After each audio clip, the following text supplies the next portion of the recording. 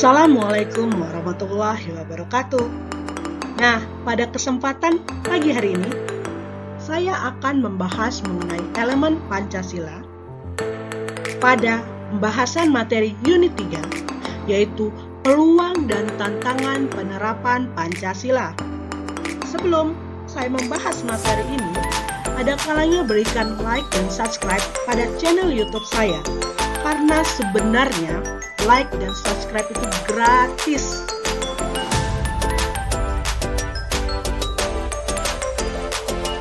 Peluang dan tantangan penerapan Pancasila pada mata pelajaran pendidikan Pancasila. Nah, sebelum kita membahas materi, ada kalanya kita harus tahu apa sih capaian pembelajaran yang harus kita capai pada materi ini?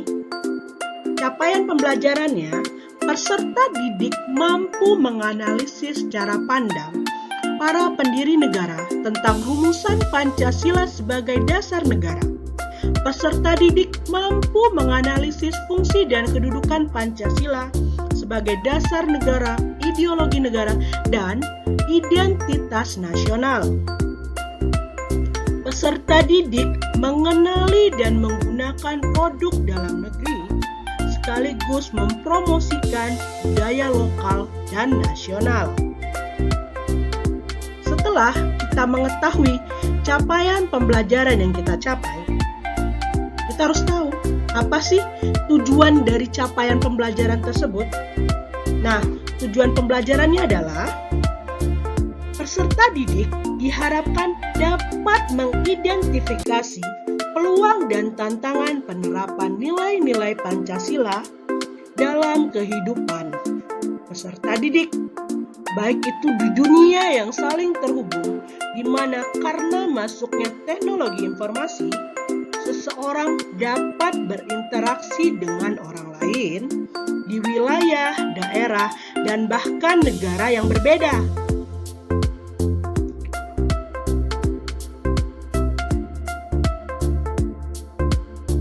Peran dan fungsi Pancasila. Apa sih peran dan fungsi Pancasila bagi masyarakat Indonesia dan bagi negara? Pancasila memiliki fungsi dan peran memberi gerak dan membimbing ke arah tujuan untuk mewujudkan masyarakat Pancasila. Di samping itu, Pancasila sebagai jiwa bangsa lahir bersamaan dengan adanya bangsa Indonesia.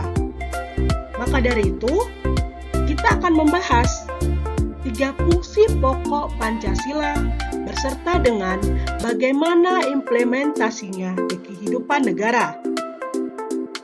Nah, berikut ini adalah 3 fungsi pokok Pancasila. Pancasila dikatakan sebagai pandangan hidup bangsa. Di sini, Pancasila sebagai pemberi jalan atau petunjuk bagi masyarakat. Yang kedua, Pancasila sebagai dasar negara. Di sini, Pancasila dikatakan sebagai pengatur kegiatan dalam bernegara. Nah, juga bisa dikatakan Pancasila sebagai sumber dari segala sumber hukum yang ada dalam negara. Ketiga, Pancasila sebagai ideologi negara. Di sini, Pancasila sebagai sarana untuk membentuk karakter bangsa.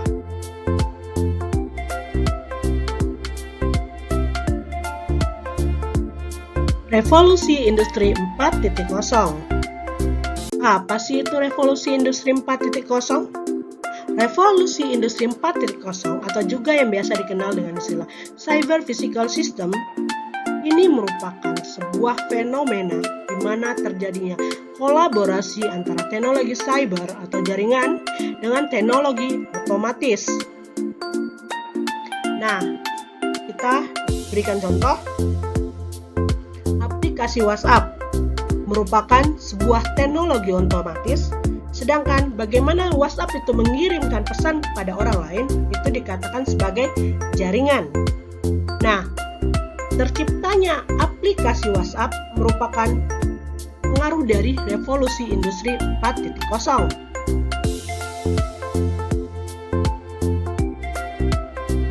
Apa sih pengaruh revolusi industri 4.0 terhadap Pancasila?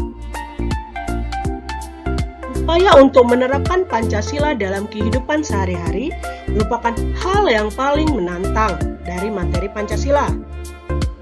Terlebih di era revolusi industri 4.0 sekarang ini, di mana laju perkembangan teknologi begitu cepat. Pada era sekarang, berkat perkembangan teknologi informasi, dunia seolah tak berjarak. Kita dapat terhubung dengan siapapun dan dari manapun. Batas wilayah, negara, bahkan dunia dengan mudah kita lipat.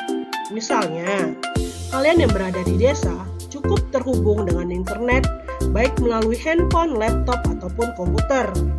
Maka kalian dapat berkomunikasi dengan teman atau orang lain meskipun lokasi kalian berbeda. Perkembangan teknologi informasi ini tentu memberikan peluang dan sekaligus tantangan dalam menerapkan Pancasila. Dengan bantuan teknologi informasi, kita dapat mengkampanyekan nilai-nilai Pancasila ke seantero dunia dengan mudah dan cepat. Tak hanya itu, praktik kehidupan kita yang berlandaskan Pancasila juga dapat menjadi inspirasi bagi bangsa-bangsa di dunia.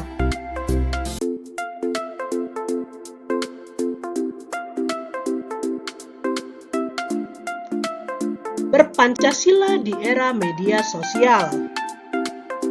Menurut data yang dirilis World Social tahun 2019, penggunaan media sosial di Indonesia mencapai 150 juta atau sebesar 56% dari total populasi rakyat Indonesia. Dan setiap tahunnya, penggunaan internet terus mengalami peningkatan signifikan. Sejumlah penelitian menyebutkan bahwa media sosial menjadi tempat penyebaran hoaks yang sangat masif. Namun di sisi lain, media sosial juga dapat digunakan untuk menyebarkan sejumlah gagasan dan program yang baik. Aktivitas mengumpulkan dana melalui media sosial yang disebut dengan crowdfunding untuk misi kebaikan seperti membantu pengobatan orang yang sakit, memperbaiki rumah, dan sebagainya banyak dilakukan oleh masyarakat. Nah, dari situ kita dapat menyimpulkan media sosial bermata dua. Satu sisi ia dapat menjadi alat untuk menebar kebaikan, tetapi sisi lain ia juga dapat menjadi alat untuk melakukan pengrusakan sosial. Kata kuncinya adalah bagaimana agar media sosial dapat digunakan untuk melakukan kebaikan, membantu sesama, dan menyuarakan keadilan.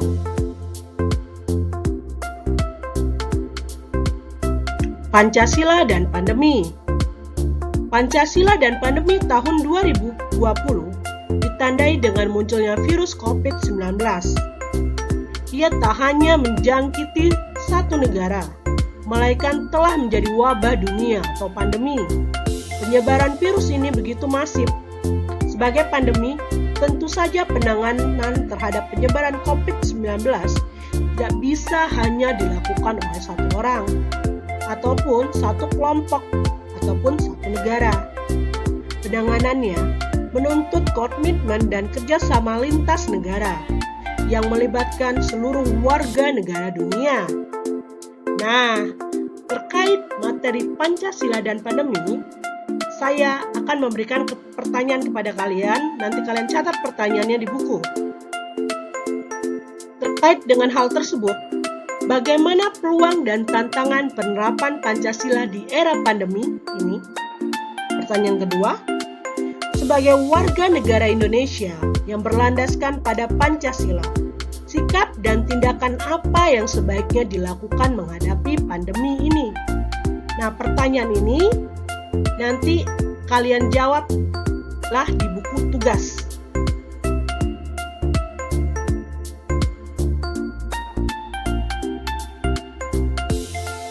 Nah, pada materi ini saya akan membuat kesimpulan dalam bentuk peta pemahaman peluang dan tantangan penerapan Pancasila. Nah, berikut ini penjelasan peta pemahaman peluang dan tantangan penerapan Pancasila. Di sini, Pancasila dijadikan filter dari pengaruh globalisasi dan revolusi industri 4.0. Bagaimana cara Pancasila bisa dijadikan filter? Kita lihat dulu, apa sih peran dan fungsi Pancasila?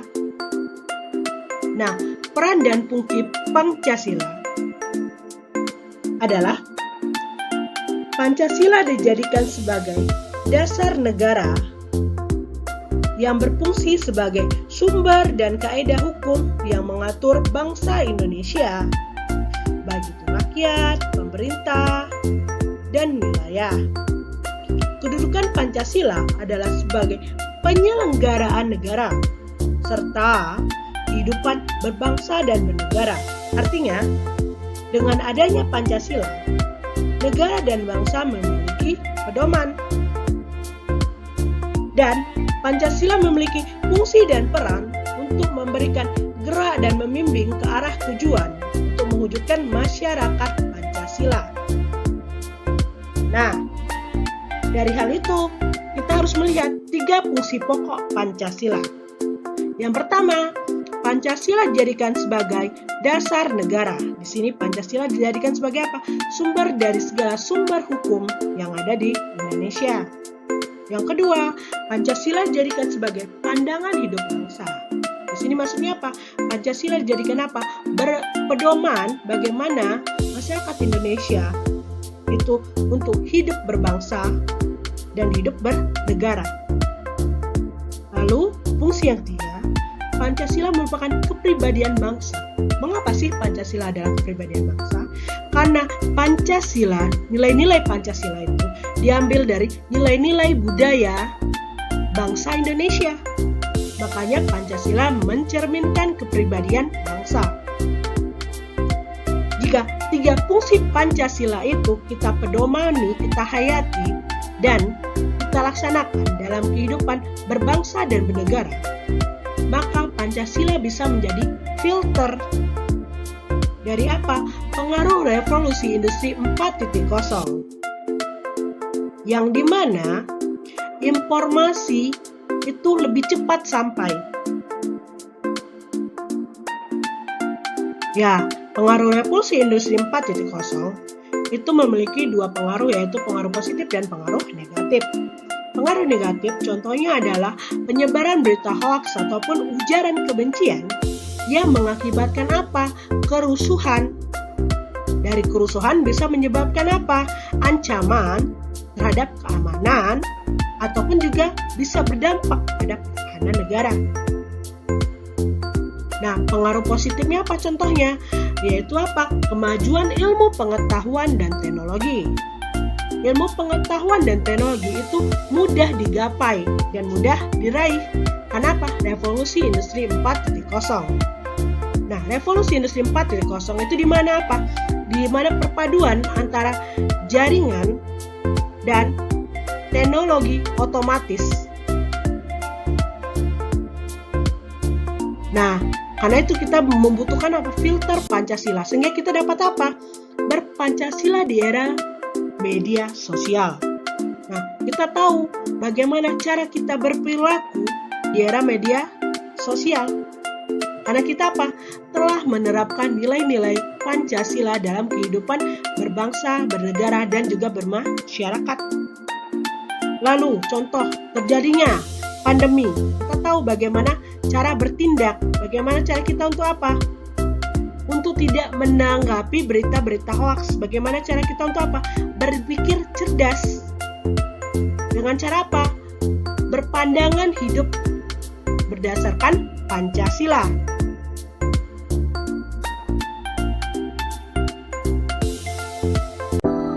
Nah, sekianlah penjelasan dari saya. Lebih dan kurangnya saya mohon maaf. Dan jangan lupa ikuti video-video terbaru saya. Assalamualaikum warahmatullahi wabarakatuh.